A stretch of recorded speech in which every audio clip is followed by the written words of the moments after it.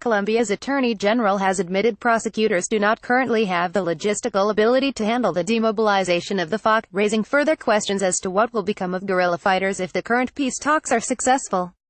Colombian Attorney General Eduardo Montalegre speaking at a Senate debate. Attorney General Eduardo Montalegre admitted his office did not have the capacity to investigate and prosecute the thousands of fighters that will demobilize if peace talks with the Revolutionary Armed Forces of Colombia FARC are successful, the AFP reported. Montalegre called on the government to create an infrastructure of officials, investigation methods, a grand organization to manage the investigation, accusation and trials of nearly 10,000 guerrilla members. His comments came as the U.S. State Department published its annual terrorism report, which said guerrilla attacks had increased in 2012, despite the start of peace talks in October.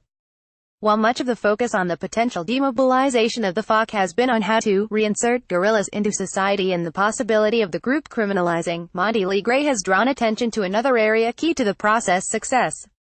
The Colombian government has drawn up a controversial framework for peace, which aims to establish a transitional justice legal framework for handling a demobilization. However, unless the logistical infrastructure is in place to implement the law, it is likely to be of little practical use.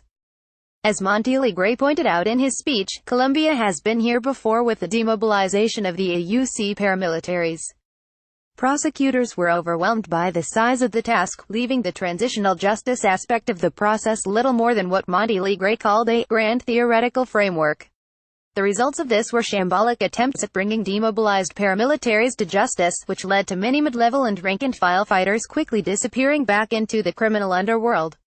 Fear are that rebels will drift back into criminal activities if the same thing happened with a FARC peace agreement. Source: InsightCrime.org.